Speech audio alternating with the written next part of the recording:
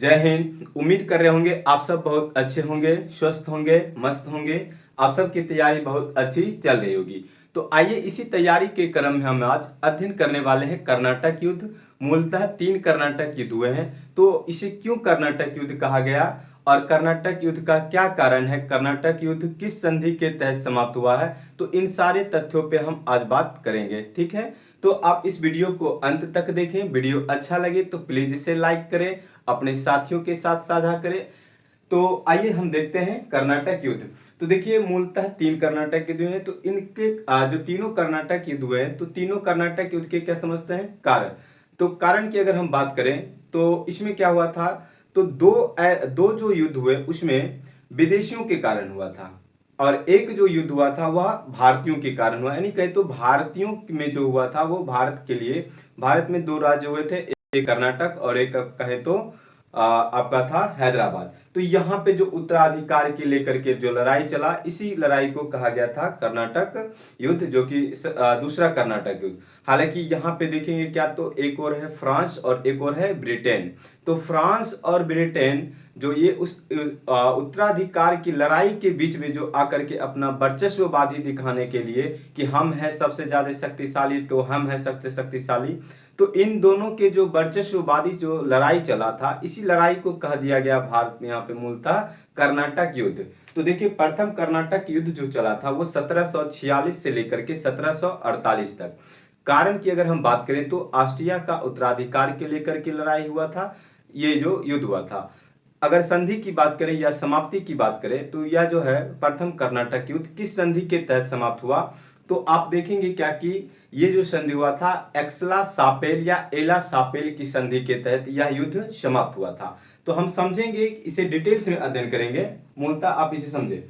दूसरा कर्नाटक युद्ध की अगर हम बात करें तो ये जो दूसरा कर्नाटक युद्ध जो चला था वो कब से कब तक चला था, तो आप याद रखेंगे ये जो युद्ध चला था 1749 से लेकर के 1754। इसमें अगर कारण की बात करें तो यह एक ऐसा युद्ध था जो कि भारतीयों के कारण हुआ। भारत की हमने बात अभी किया था कि भारत में 2 स्टेट हैं, एक आपका कर्नाटक और एक आपका है हैदराबाद। तो यहाँ पे जो उत्तराधिकार के प्रश्न को लेकर के जो लड़ाई चल रही है, ठीक है, तो ये हुआ था इसका कारण।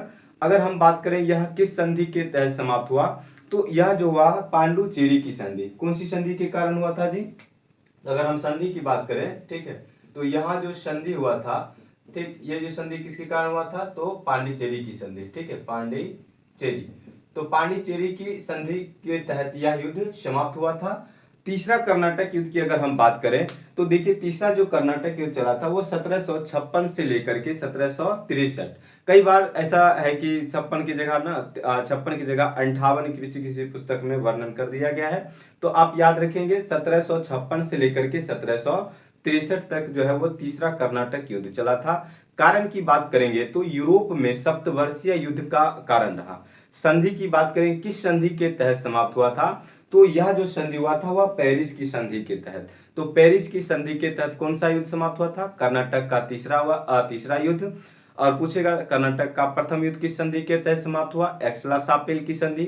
दूसरा संधि की बात करें तो ये हो जाएगा आपका पांडिचेरी की संधि। यानी दूसरा कर्नाटक युद्ध किस संधि के तहत समाप्त हुआ, तो पांडिचेरी की संधि के तहत। तो आप देखें एक बार इस भी अध्ययन कर लेंगे। 1746 से 1748 प्रथम कर्नाटक युद्ध, दूसरा कर्नाटक युद्ध 1749 से लेकर के 1754। कारण की बात करें तो भारतीय, इसमें कर्नाटक हैदराबाद, संधि हुआ था पांडिचेरी की संधि। अब अगर आपसे पूछ लिया जाए थर्ड कर्नाटक युद्ध का क्या कब से कब तक चला, तो 1756 से लेकर के 1763, कहीं कहीं 58 में दिया गया। कारण की बात करेंगे तो यूरोप में सप्तवर्षीय युद्ध रहा था, संधि हुआ था पेरिस की संधि। अब देखिए आपको ना थोड़ा सा मैप में एक बार समझ लेना है कि यह राज्य कहाँ पे पड़ता है। आज जिसे आप देख रहे होंगे कर्नाटक, अभी वर्तमान कर्नाटक का हिस्सा इस वाले क्षेत्र में, लेकिन उस समय की अगर हम बात करें 1740 की दौर की बात करें तो इस समय यह जो युद्ध हो रहा था या फिर कहें तो ये इस हिस्सा भर में था। जैसे देखिए ये वाला जो हिस्सा है आपका, इधर का जो ये हिस्सा देख रहे हैं, तो ये वाला जो हिस्सा कहलाता है आपका कर्नाटक। कौन सा है राज्य, कर्नाटक। कर्नाटक राज्य है और कर्नाटक में देखेंगे तो 2 क्षेत्र पड़ते हैं, एक आपका मद्रास है और एक आपका है पांडिचेरी। ठीक है, मद्रास और पांडिचेरी। और इस समय कर्नाटक की राजधानी क्या है, तो अर्काट। आप इसे भी याद रखें, कर्नाटक की राजधानी अर्काट। इसी के बीच में आप देखेंगे तो इस वाले जो हिस्सा है यहाँ पे आपका है फोर्ट सेंट डेविड। ठीक है, तो फोर्ट सेंट डेविड जो किला है, तो फोर्ट सेंट डेविड किला का है आपका कर्नाटक में। ऊपर वाला हिस्सा देखें तो इसके जस्ट ऊपर में ये है आपका हैदराबाद, और इसके जस्ट ये है मैसूर। हम आपको अगले वीडियो में पढ़ाएंगे आंग्ल मैसूर युद्ध, और उसके बाद आंग्ल मराठा युद्ध भी पढ़ेंगे। तो ये वाला जो हिस्सा है ये आपका मराठा। क्लियर है? तो देखिए अब आपने ये पॉइंट समझ लिया। अब आगे देखिए कर्नाटक युद्ध में, तो कर्नाटक की राजधानी हमने अभी जस्ट बताया क्या हो जाएगा आपका, अर्काट हो जाएगा। अब देखिए यहाँ पे क्या हो रहा है, तो एक ब्रिटिश रह रहे हैं और एक कौन रह रहे हैं, फ्रांसीसी। तो ब्रिटिश और फ्रांसीसियों का अपना यहाँ भारत में मुख्यालय है। तो देखेंगे इनका मुख्यालय कहाँ है। देखिए अंग्रेजों की अगर हम मुख्यालय की बात करेंगे तो ये इसका मुख्यालय कहाँ है आपका, मद्रास में। और इस समय यहाँ के जो गवर्नर है, मद्रास के जो गवर्नर है वो कौन है, मोर्स। ठीक है, यानी ब्रिटिश गवर्नर है मोर्स। और फ्रांसीसियों की अगर हम बात करें, इसका मुख्यालय कहाँ है, तो पांडिचेरी। कहाँ पे है इनका, पांडिचेरी। गवर्नर इस समय यहाँ पे कौन है, डुप्ले। कौन है, डुप्ले। तो इनके तथ्य पे बात कर लेंगे। अब देखिए ये जो मद्रास और पांडिचेरी है, कौन है, मद्रास और जो पांडिचेरी है, ये कर्नाटक राज्य के अधीन बंदरगाह है। ठीक है, ये कर्नाटक राज्य के अधीन क्या हो जाएंगे, बंदरगाह हो जाएंगे। क्लियर? अब समझिए, ये पहला पॉइंट हो गया। दूसरा, तीसरा और चौथा पॉइंट अब हम देखिए यहाँ पे समझते हैं। देखिए इसके लिए ना आपको एक चीज समझना पड़ेगा। एक और हम ना डायग्राम बना देते हैं, कर्नाटक, एक और हैदराबाद, और एक और आप हम समझेंगे मराठा। ठीक है, क्योंकि मराठाओं के कारण अब देखेंगे तो ये कुछ अलग प्रकार के यहाँ पे दृष्टिकोण देखा जाएगा। देखिए ये है आपका कर्नाटक और एक है आपका हैदराबाद। तो कर्नाटक और हैदराबाद की अगर हम बात करेंगे तो कर्नाटक के जो यहाँ के शासक है, ठीक है, कर्नाटक के जो नवाब हैं, इन नवाब का नाम है दोस्त अली। क्या है जी, दोस्त अली।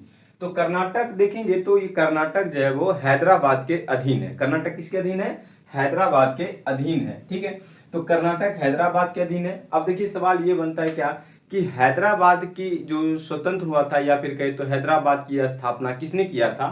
तो देखेंगे हैदराबाद की जो स्थापना जो किया था वह रंगीला बादशाह के समय में। किसके समय में, तो रंगीला बादशाह। देखिए रंगीला बादशाह, जिसके नाम में रंगीला लगा, बड़ी रंगीन आदमी था। ठीक है, यही रंगीला बादशाह, हम इनके बारे में कभी आपको पढ़ाएंगे कि रंगीला बादशाह के बारे में अध्ययन करेंगे। बहुत ही रंगीले टाइप का इंसान था। ठीक है जी, तो देखिए तो ये जो रंगीला बादशाह के ही समय हुआ था, कहे तो हैदराबाद एक स्वतंत्र राज्य की तौर पे उभरे थे। तो अगर हम बात करेंगे हैदराबाद के संस्थापक कौन थे, तो हैदराबाद के जो संस्थापक थे निजाम उल मुल्क आसफ जहां थे। कौन थे जी, निजाम उल मुल्क आसफ जहां। तो देखिए संस्थापक की अगर हम बात करेंगे तो ये कौन थे, निजाम उल मुल्क आसफ जहां।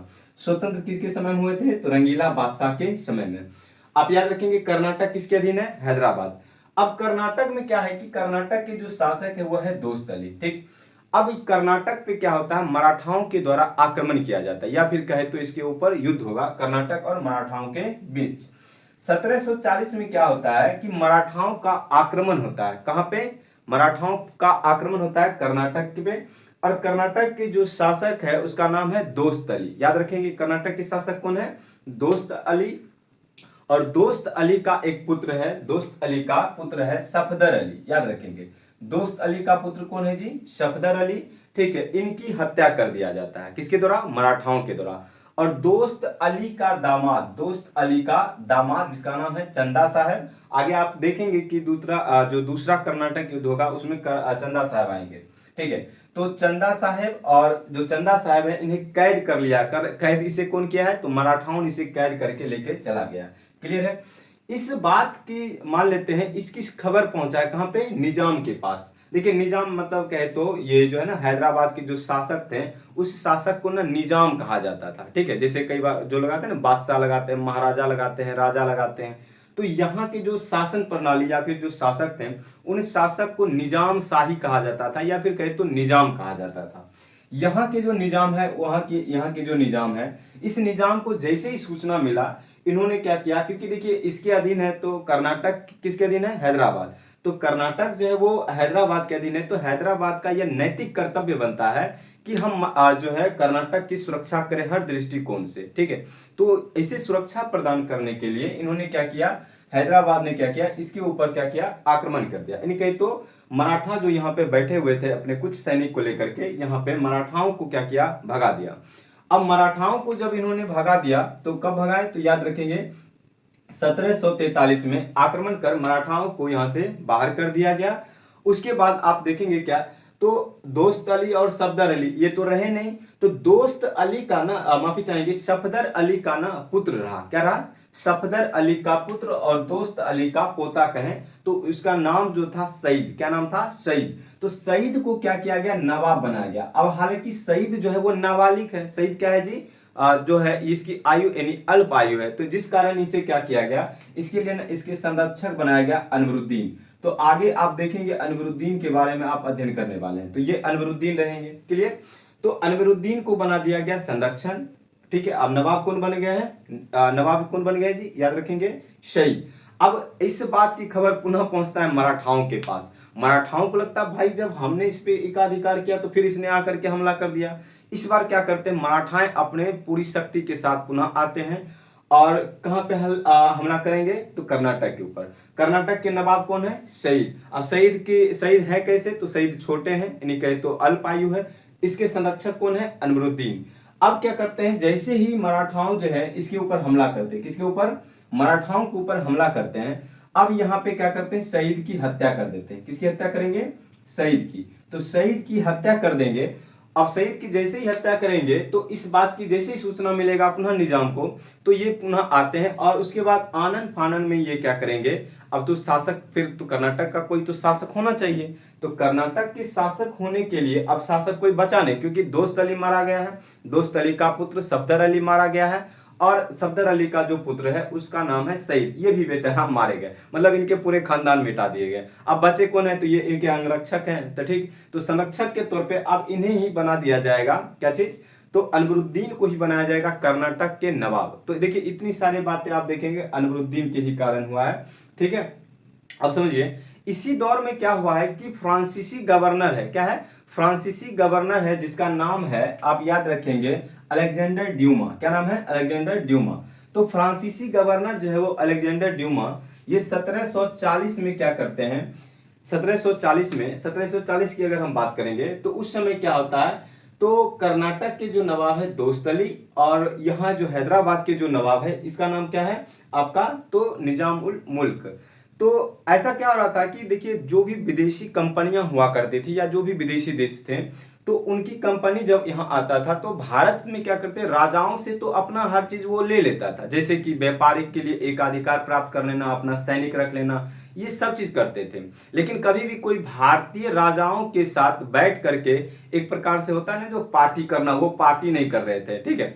इन्हें एक राजशाही जो व्यवस्थाएं होनी चाहिए वो व्यवस्थाएं इनको नहीं मिल पा रही थी, एक सम्मान जो होता है वो सम्मान नहीं दे पा रहे थे, हालांकि सब चीज कर रहे थे। इनके लिए ना, यानी कहे तो फ्रांसीसियों के लिए ये एक अच्छा अपॉर्चुनिटी तौर पर पे देखा गया कि जो ये जो है फ्रांसीसी गवर्नर जिसका नाम है अलेक्जेंडर ड्यूमा, इन्होंने क्या किया कि 1740 में दोस्त अली और ये है आपका क्या निजामुल मुल्क, इनको न क्या किया अपने यहाँ, कहां पे, अब ये कहां रह रहे थे, तो ये रह रहे थे कहां पे, तो याद रखेंगे पांडिचेरी। तो पांडिचेरी में इन्हें स्वागत किया गया, उन्हें बुलाया गया कि आप आइए हमारे यहाँ, हम आपकी खातिरदारी करेंगे, है ना, हम आपकी, या फिर कहे तो एक भोज रखा या फिर कहे महाभोज रखा गया कि हम आपकी कह सकते हैं क्या करेंगे, तो हम आपका सेवा करेंगे, क्या करेंगे, सेवा करेंगे।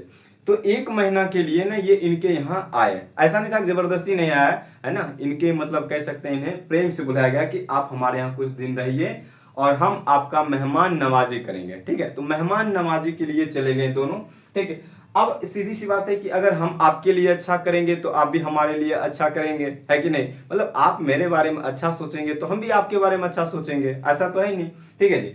तो इसी प्रकार से ये आप इनके बारे में अच्छा ही सोच रहे थे। पहली बार इसको लगा कि भाई कोई राजा आया, मतलब कोई कंपनी है और यह कंपनी इतना बड़ा रिस्पेक्ट दे रहा है। एक महीना तक रखा एकदम बढ़िया से, एकदम कह सकते हैं एकदम, मतलब जो भी हुआ, ठीक है। अब इसके बाद क्या हुआ, इससे ना प्रसन्न हो गया, कौन प्रसन्न हो गया, तो यह प्रसन्न हो गया दोस्त अली। अब दोस्त अली क्या करता है, यहाँ पे जो दोस्त अली और ये दोनों साथी मिलकर के, ठीक है, तो ये क्या करते हैं पांडिचेरी का ना इसे नवाब घोषित कर देता है। देखिए अब कितना बड़ा अपॉर्चुनिटी से मिल गया, तो इतना बड़ा सेवा करना। लेकिन अभी के दो दौर है ना, वो दौर कुछ अलग है कि आप किसी के लिए कुछ और करें तो ऐसा कुछ होता नहीं है, ठीक है, बस है ना, वो वही होता है, बारिश के बाद क्या है ना, छाता बोझ लगने लगता है। लेकिन इनको थोड़ा सा ये प्रसन्नता लगा कि इन्होंने क्या किया कि पांडिचेरी का नवाब घोषित कर दिया। और उसके बाद फिर क्या होता है कि जैसे इसने नवाब को भी भेजा है ना, जो मुगल बादशाह हैं उन्हें भी पत्र भेजा था। इन्होंने बहुत सारी चीजों क्या कहें तो इन्होंने व्यापारिक दृष्टिकोण से एकाधिकार प्राप्त कर लिया, अपने सैनिक रखने का भी इन्होंने क्या किया तो पत्र जारी करवा लिया। अब यहां से देखेंगे क्या ये सबसे, अब इसी के क्रम में क्या हो रहा है, डुप्ले का आगमन हो, क्योंकि अब ये जाने वाले हैं तो डुप्ले आएंगे। डुप्ले जो आएंगे वो 1741 में आ जाते हैं। तो डुप्ले भारत कब आ रहे हैं, 1741, और 1742 में इसे जो है भारत का गवर्नर इसे बना दिया जाता है। अब यह पॉइंट जैसे ही आप समझेंगे तो एक चीज आपको ना यह समझना होगा कि हमने अभी जस्ट बताया कि कर्नाटक में माफी चाहेंगे जो आपका जो ये जो है ऑस्ट्रिया है, क्या जी आपका ऑस्ट्रिया। तो ऑस्ट्रिया में क्या हो रहा है कि ऑस्ट्रिया में उत्तराधिकार को लेकर के लड़ाई चल रही है। तो एक चीज आपको ये समझना पड़ेगा कि ऑस्ट्रिया में आखिर उत्तराधिकार की लड़ाई क्यों चला था, ठीक है। तो इन सारे तथ्यों पे भी हम आपसे बात करेंगे। देखिए क्या हुआ था। तो एक तो है आपका ऑस्ट्रिया, ठीक है, यहाँ पे देखिए ऑस्ट्रिया, ठीक, ये है आपका ऑस्ट्रिया, ठीक, ऑस्ट्रिया। अब ऑस्ट्रिया का जो राजा है, क्या है, ऑस्ट्रिया का जो राजा है, ठीक है, ये राजा कौन है, तो ये राजा है यानी कहे तो रोमन साम्राज्य। कौन सी साम्राज्य, रोमन साम्राज्य। तो रोमन साम्राज्य के ये राजा हैं, ठीक है, रोमन साम्राज्य के शासक हैं, ठीक है, आप याद रखेंगे। इसका नाम है लुई, क्या नाम है जी, तो इसका जो नाम है, ठीक है, इसका क्या नाम है जी, तो आप याद रखेंगे ये जो है, ठीक है, तो लुई सिक्स, क्या नाम है, लुई सिक्स, ठीक है, ये हो जाएंगे लुई सिक्स हो जाएंगे, ठीक है, सॉरी माफी चाहेंगे चार्ल्स सिक्स हो जाएंगे, ठीक है, चार्ल्स सिक्स।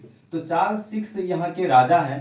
अब इस राजा का ना देखिए अपना बेटा नहीं है, क्या नहीं है, बेटा नहीं। तो राजा का खुद का बेटा नहीं है, इस राजा का अपना एक बेटी है, क्या है, बेटी है। तो इस बेटी जिसका नाम है मारिया थेरेसा, क्या नाम है, मारिया थेरेसा, याद रखेंगे मारिया थेरेसा।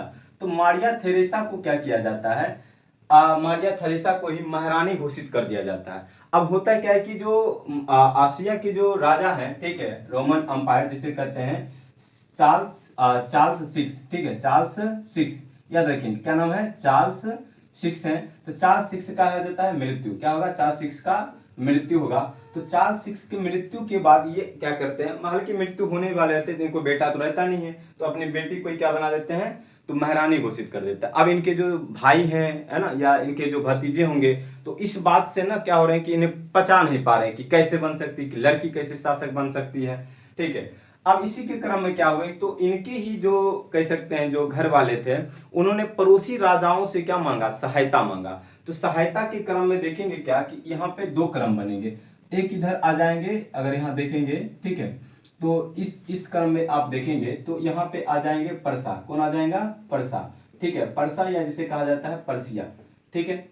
अब पर्सिया क्या करता है, पर्सिया के जो राजा रहते हैं, ठीक है, पर्सिया के जो राजा रहते हैं वो उसका नाम होता है फ्रेडरिक महान, ठीक है, याद रखेंगे पर्सिया के राजा कौन है, फ्रेडरिक महान। अब फ्रेडरिक महान जो है ये कहाँ के राजा हैं, तो पर्सिया के, ठीक है। अब पर्सिया के राजा फ्रेडरिक महान इसलिए क्या करते हैं, जो ऑस्ट्रिया का जो कह सकते हैं धनी क्षेत्र होता है, कौन सा क्षेत्र, ऑस्ट्रिया का अगर आप देखेंगे तो धनी क्षेत्र होता है, ठीक, जिसका नाम है साइलेशिया, क्या नाम है, साइलेशिया।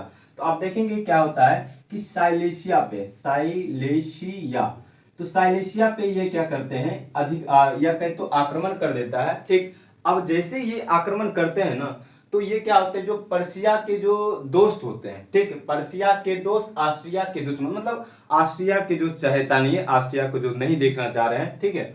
तो यहाँ पे क्या हो गया कि जो पर्सा का साथ देने आ गया।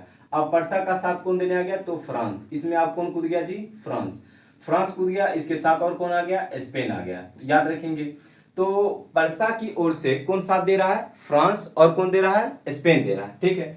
तो ये सब जो है, और आप देखेंगे तो एक और भी देश आता है जिसे हॉलैंड या डच कहते हैं, ठीक, ये भी लोग आए थे यहाँ पे साथ, कहते तो इनका साथ दिए। अब यहाँ देखिए ऑस्ट्रिया, अब ऑस्ट्रिया का साथ कौन देगा, तो ऑस्ट्रिया के साथ देने के लिए कौन आएंगे, ब्रिटेन, कौन आएंगे, ब्रिटेन आएंगे, ठीक है, ब्रिटेन रहेंगे। और ब्रिटेन के साथ और भी एक देश आएंगे जिसे हम कहेंगे रूस, ठीक। तो आप याद रखेंगे। तो ऑस्ट्रिया और पर्सा के बीच में ये कौन सा हुआ, तो ऑस्ट्रिया और पर्सा के बीच में, तो देखेंगे तो ये यहाँ पे आपस में ये पर्सिया का साथ दे रहे हैं फ्रांस और स्पेन, ऑस्ट्रिया का साथ ब्रिटेन और रूस। अब यहाँ पे देखिए हर देश कट जाएंगे, अब बीच में कौन आ जाएंगे, फ्रांस और ब्रिटेन। तो फ्रांस और ब्रिटेन आपस में जो यहाँ पे लड़ेंगे किस लेकर, कौन सी बात को लेकर के, तो ऑस्ट्रिया में आप देखेंगे क्या उत्तराधिकार के प्रश्न को लेकर के ये दोनों आपस में भिड़ जाएंगे। अब जैसे ये आपस में भिड़ेंगे, इनका जड़ कहाँ है, यूरोप में। अब वो क्या रहा है कि यूरोप में रह रहे हैं ब्रिटेन और कौन रह रहे हैं, फ्रांस। ऐसा थोड़ा है कि सिर्फ यूरोप में रह रहे हैं, तो मान लीजिए कि ये हर जगह रहे ना। जैसे मान लेते हैं कि जैसे आप अपने फैमिली, आपके जो जहाँ घर होंगे तो आपके पड़ोसी लोग रहते होंगे। ऐसा थोड़े कि आप जहाँ रहेंगे आपके पड़ोसी वहाँ नहीं रहेंगे या आपके फैमिली रिश्तेदार नहीं रहे होंगे। तो यहाँ पे क्या हुआ था कि जैसे मानेंगे ये है आपका ब्रिटिश, ठीक है, और यहाँ आप देखेंगे फ्रांसीसी। तो ब्रिटिश ये फ्रांसीसी लड़ाई लड़ रहे हैं कहाँ, यूरोप में। अब इनके जो कुछ कंपनी है वो अलग अलग देशों में भी रह रहे हैं, ठीक है। अब लड़े कोई और, ठीक है, और जो कंपनियां वो आपस में भिड़ गए। तो वही कंपनी तो भारत में भी था, है ना, फ्रांस में, फ्रांस की कंपनी भारत में थी और ब्रिटिश कंपनी भी भारत में थी। तो ये कंपनियां आपस में भिड़ गई। तो यही जो है ना, जो दो देश या फिर कहें तो ब्रिटेन और फ्रांस जो आपस में भिड़े ना, ऐसे ही लड़ाई को कहा गया कर्नाटक का युद्ध। तो अब इस क्रम में देखिए क्या हो रहा है, डुप्ले आते हैं। कौन आते हैं, डुप्ले। अब डुप्ले आते हैं और डुप्ले क्या करते हैं, ये डुप्ले जो सबसे पहले आप देखेंगे क्या कि डुप्ले ना, अब क्या होता है, लड़ाई जब छिड़ गया तो डुप्ले कहते हैं क्या कि अब जो हमें सहायता चाहिए। सहायता कैसे मिलेगा, तो सहायता के लिए पत्र भेजते हैं, है ना, सहायता के लिए पत्र भेजते हैं फ्रांस, और वहां से ये कहते हैं क्या कि हमें जो है सैनिक सहायता चाहिए। लेकिन फिर बाद में इसे ये लगा क्या कि अभी जो है हमारा नेवल सेना कमजोर है। ऑब्वियसली ऐसा देखा गया था क्या वाकई में कि जो फ्रांसीसी है वो फ्रांसीसी की नेवल सेना कमजोर था। तो नेवल सेना कमजोर था तो डुप्ले को यह बात लगा कि इन्होंने थिंक किया, सोचा होगा कि अगर अभी हम युद्ध करेंगे ना तो हो सकता है कि हम यह युद्ध हार जाएंगे। तो इन्होंने पत्र जारी किया कि कहा कि किसी प्रकार से अभी जो है युद्ध को टाला जाए, तो युद्ध अभी हम नहीं करने के पक्ष में है। लेकिन एक और है अंग्रेज। कौन है, एक और अंग्रेज। अब अंग्रेज की ओर से जो है, अंग्रेज की ओर से जो कह सकते हैं जो कमांडर है ना, अंग्रेज की ओर से जो कैप्टन है जिसका नाम है बर्नोट। क्या नाम है, बर्नोट। ये अंग्रेज की तरफ से कहे तो अंग्रेज की तरफ से तो जहाजी बेड़ा लेकर के आते हैं, याद रखेंगे। अंग्रेज की ओर से जहाजी बेड़ा लेकर के कौन आते हैं, बर्नोट। बर्नोट को ये सूचना मिलता है क्या कि आपको जो है ना युद्ध अब नहीं करना है, युद्ध को टाल दिया जाए। ये कहता है कि ऐसा थोड़े होता है जी, हम अब निकले हैं युद्ध के लिए तो अब युद्ध ही करेंगे, है ना। इन्होंने पत्र उत्र को फाड़ दिया, कहा कि अब कुछ नहीं सुनेंगे किसी का। क्या होता है, अब निकले हैं युद्ध के लिए तो मतलब युद्ध करेंगे ही, बस इस बात को लेकर के। अब इसका खबर जैसे देखा क्या कि बर्नोट जो है जहाजी बेड़ा लेकर के आगे बढ़ रहा है। डुप्ले को लगा कि भाई हमने तो अपने यहाँ बंद कर दिया, हमारे यहाँ तो मना कर दिया कि कोई हमें युद्ध अभी नहीं करना है, लेकिन ये तो आगे बढ़ रहा है। इस क्रम में क्या होता है कि जो कर्नाटक के जो नवाब होते हैं, वो कर्नाटक के नवाब कौन होते हैं, अनवरुद्दीन। आपको पता होगा कि कर्नाटक के नवाब कौन होते हैं, अनवरुद्दीन, क्योंकि ये सब तो मारे गए, बचे कौन, अनवरुद्दीन। अनवरुद्दीन के यहाँ जाते हैं सहायता मांगने, कहते हैं कि आपके रहते हुए, आप राजा है, आपके क्षेत्र में कोई भी बाहर वाला आकर के लगता है कि कोई युद्ध करेगा, कोई लड़ेगा। कहा नहीं हो सकता भाई, ऐसे थोड़े होता है कि कोई बाहर वाला आकर के आपके क्षेत्र में आकर के लड़ ले। तो कहा नहीं, ऐसा नहीं हो सकता। कहा नहीं, ऐसा हो रहा है, आप देखिए एक बार। तो अंग्रेज जो है ना, जो ब्रिटिश कैप्टन जो थे जिसका नाम है बर्नोट, इन्होंने क्या किया, भारत में ये जो है जैसे ये समझा का कोई दिक्कत नहीं, आप निश्चिंत रहे, हम है ना, ठीक है ना। ये कौन कह रहे हैं, अनवरुद्दीन। ये खुद मतलब क्या ही बताएं इसको, अनवरुद्दीन। इसको लग रहा था कि हम जो है ना ब्रिटिश को हरा देंगे। इसके पास तो कोई नेवल सेना था नहीं। और डुप्ले समझ रहा था कि ये सिर्फ फांकी मार रहा है ना, जो कहीं तो हवाई फायरिंग कर रहा है, इसको समझ में आ रहा था। अब जैसे ही देखा ना तो ये गया यहाँ, और जैसे ही लौटा वहां से तो देखा क्या कि बर्नोट जो है वो फ्रांसीसी के 2 जहाजों को इसने क्या किया, डुबो दिया। तो फ्रांसीसी जहाज को डुबा दिया। तो अब इसको लगा कि भाई तो हम तो इसे अनवरुद्दीन को कहा था, अनवरुद्दीन ने कहा कोई दिक्कत नहीं होगा, तब तक इसने 2 जहाज हमारे डुबा दिए।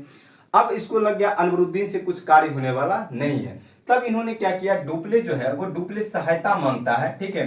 तो डुप्ले जो सहायता मांगता है फ्रांसिस में, कहे तो यहाँ पे रहते हैं मॉरिशस में। कहाँ पे, माफी चाहेंगे, मॉरिशस में जो बैठे रहते हैं वो, उसका नाम होता है ला बुडाने, ठीक है। तो ला बुडाने जो होते हैं वो फ्रांसीसी गवर्नर होते हैं, याद रखेंगे। ला बुडाने जो होते हैं वो एक फ्रांसीसी गवर्नर होते हैं, लेकिन वो भारत में नहीं होते हैं, वो कहाँ रहते हैं, मॉरिशस में।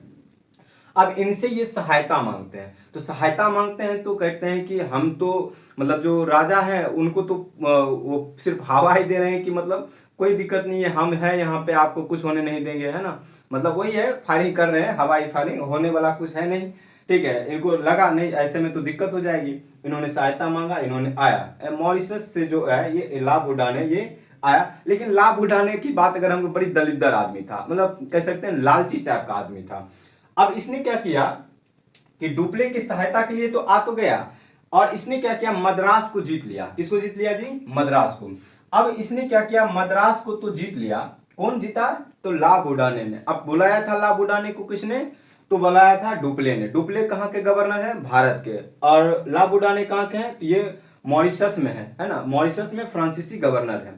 अब ये जो कंपनी है, अगर आप देखेंगे जो फ्रांस की कंपनी है, तो फ्रांस की जो कंपनी है ना, वो कैसी कंपनी है? सरकारी कंपनी है। याद रखेंगे, फ्रांस की कंपनी कैसी है? मूलतः सरकारी कंपनी है। कंपनी देश इंदेश ओरिएंटलिस।